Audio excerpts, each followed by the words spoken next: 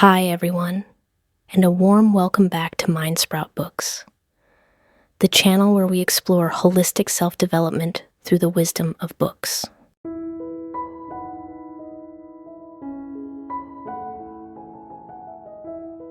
The American writer O. Henry, known as the master of the short story, was born into poverty. He lost his mother as a child and his wife in middle age. His life was a series of losses and hardships. While working as a bank teller, he was wrongly accused of embezzlement and sentenced to 5 years in prison. It was behind bars that O. Henry began to write short stories.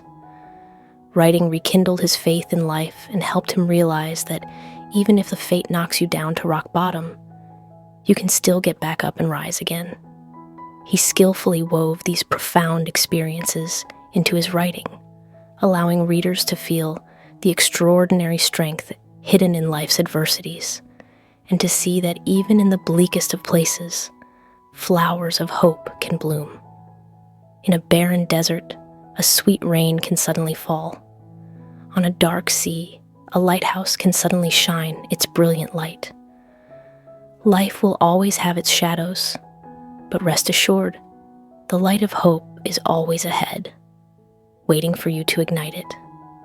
Among O. Henry's works, the classic short story, The Last Leaf, is a perfect example of this philosophy. But how can we turn hope into a force that works miracles in our destiny and helps us rise from life's struggles? If you're feeling lost and adrift, give this short story a read. Who knows? You might find a deep source of inspiration for your own life right now. And with that, I invite you to listen to today's topic, How to Rise from Rock Bottom, inspired by O. Henry's The Last Leaf.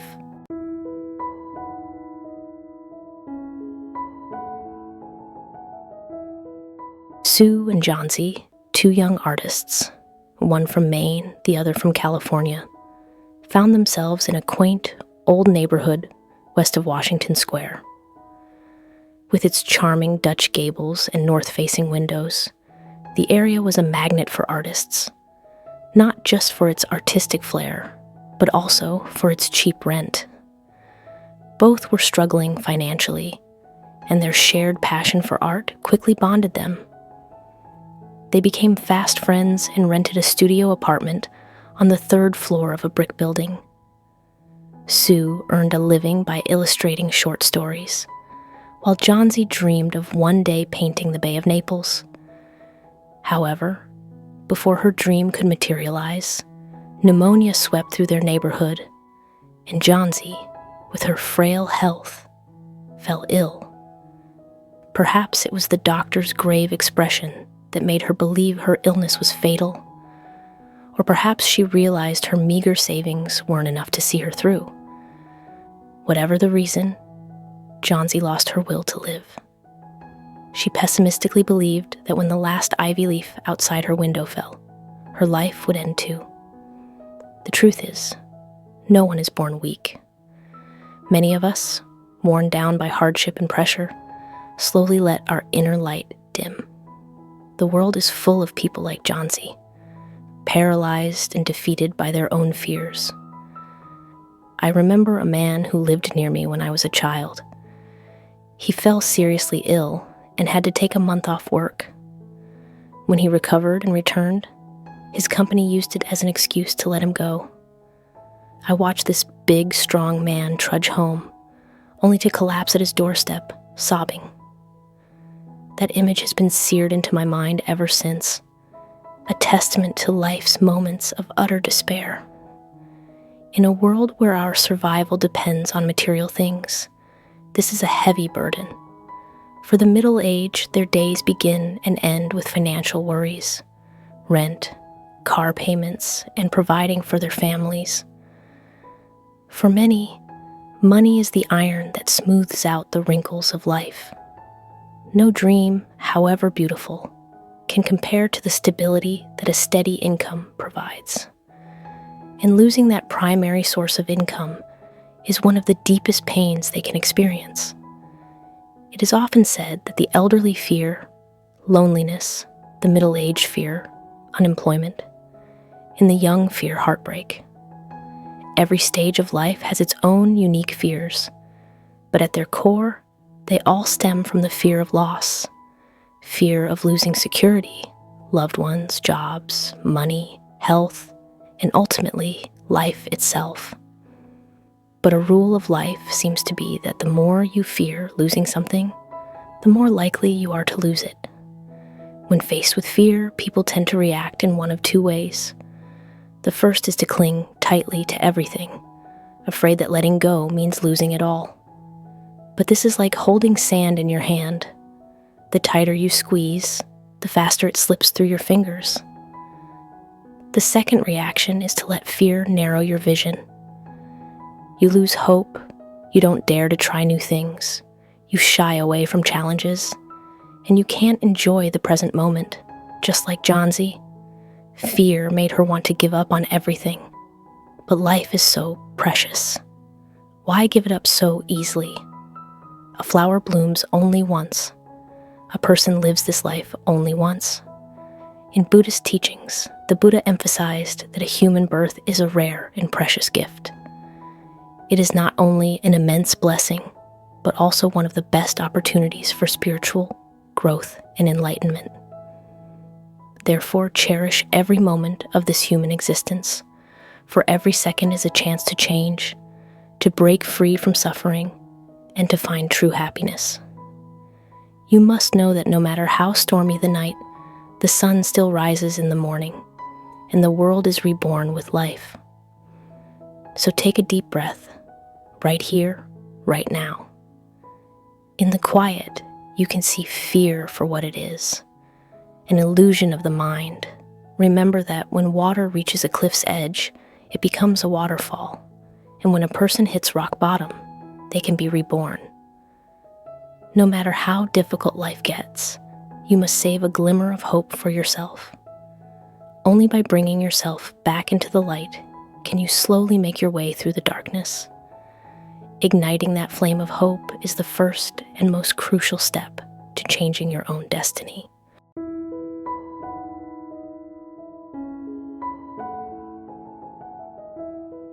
One day, a fierce north wind blew in, bringing with it a cold, driving rain that lashed against the windows. Johnsy's condition worsened. Her weak eyes were fixed on the ivy leaves outside. She was certain that after the storm, when the last leaf fell, her time would come. But the next morning, when Sue drew back the curtains, Johnsy was astonished. The last leaf was still there. Hope surged in her heart. The storm has left the last leaf to show me how wicked I was. It is a sin to want to die, she told Sue, asking for some broth and milk. From that moment, Johnsy found her will to live again. The doctor came and told Sue that Johnsy was out of danger. With good care, she would recover. But he followed this with sad news. Mr. Berman, an old man living downstairs, had caught pneumonia and was not expected to live. Berman was a poor, old painter who lived in a dark, cramped room on the ground floor. He had pursued art his entire life, but had never achieved success. Nevertheless, he treated the two young women like his own daughters and was always ready to protect them. When Sue told him about Johnsy's morbid fancy, that her life was tied to the falling ivy leaves, Berman went out silently into the stormy night. He carried a ladder and his paints, and as the real last leaf fell, he painted a new one on the wall.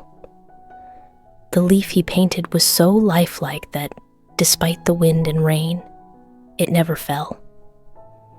Berman had sacrificed his own life to give Johnsy a reason to live.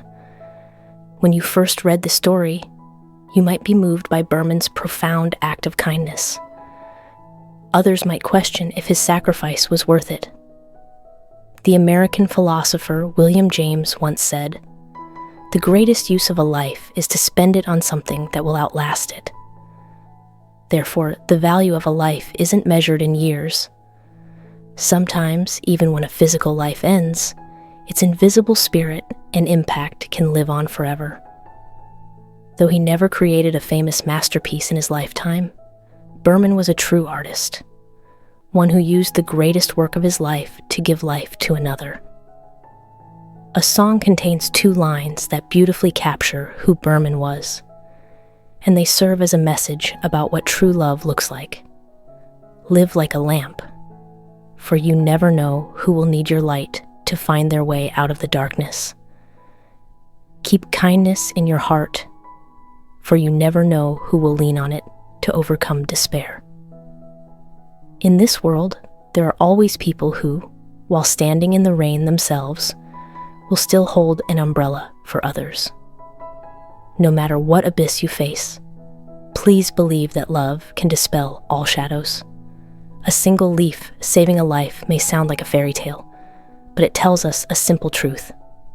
Just like the leaf on the wall that never falls, love endures. Love is always present in this world. The wind is unpredictable, and so is life. As we face the storms of life, we all need an ivy leaf that never withers. Not only do you need to light a flame of hope within yourself to keep living and experiencing, but you also need a powerful belief that this vast universe is filled with love. An old saying goes, "Creation is silent, yet it is filled with love." When winter ends, spring will come. No winter is eternal, and no spring fails to arrive. As long as you keep an unfading leaf in your heart, you will surely see the winter snows melt away and the spring rains begin to fall. This is the first layer of the story's meaning, but when you read it a second time, you'll uncover another profound philosophy: the extraordinary power of self-suggestion to help you overcome any of life's challenges and dead ends.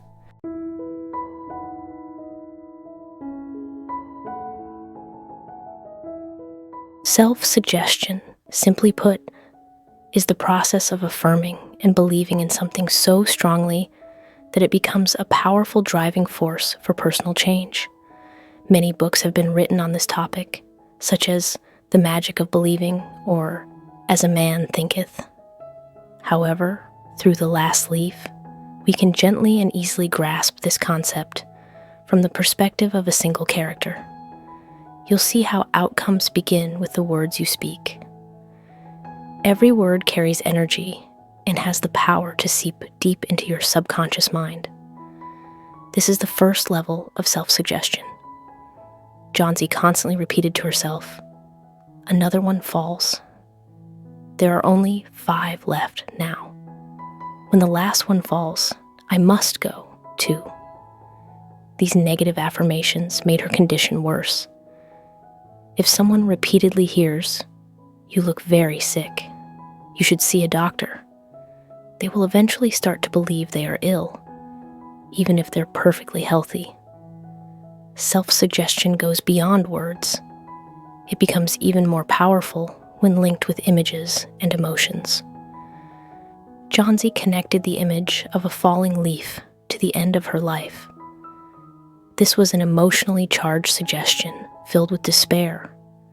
Had this suggestion continued to occupy her mind, she surely would not have survived, because an image charged with emotion is more powerful than 1,000 words. This is the second crucial level of self-suggestion. The third level is environmental suggestion, the influence of your surroundings. A child who constantly hears their parents scold them, "Why are you so lazy? This is so easy. Why can't you do it? If you're bad at school, you'll suffer later," will gradually absorb these negative suggestions into their subconscious, influencing their life choices and potentially turning those words into a self-fulfilling prophecy. Positive suggestion isn't about harsh criticism or dry lectures. In fact, rigid advice can sometimes create more resistance. "Don't be so silly," Sue had told Johnsy. "What have old ivy leaves to do with your getting well?" While the advice was sound, it couldn't reach Johnsy's soul. In contrast, Mr. Berman didn't use logic to persuade her. He silently aligned with her way of thinking and painted her hope onto the wall in the form of a leaf. Even though it was a fake leaf, the psychological suggestion it provided was incredibly real. Your present reality is the result of the suggestions you have repeated to yourself in the past. Self-suggestion has extraordinary power, but it is also a double-edged sword. The things you suggest to yourself can bring wonderful results or terrible consequences. The outcome depends entirely on you. It can help you move forward or pull you down. It can heal you or make you sicker. It can help you rise from the ashes or lead you to a painful end. The truth is, everyone wants to be the master of their life, but many end up being slaves to their own self-suggestions. Therefore, be mindful of the thoughts you repeatedly entertain. Identify and observe your core fears, for they are what's secretly driving your subconscious mind. Only when you master the art of self-suggestion can you truly harness the power of your subconscious to become the master of your life and your destiny.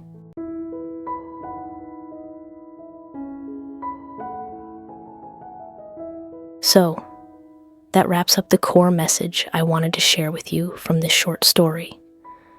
When you connect the dots, you'll discover the profound secret the author wanted to share with us for overcoming any of life's challenges and dead ends. First and foremost, you must keep the flame of hope burning brightly within you. There are no hopeless situations, only people who have grown hopeless. Second, trust completely that your life is surrounded by love and kindness. Third, look inward to identify your deepest fears.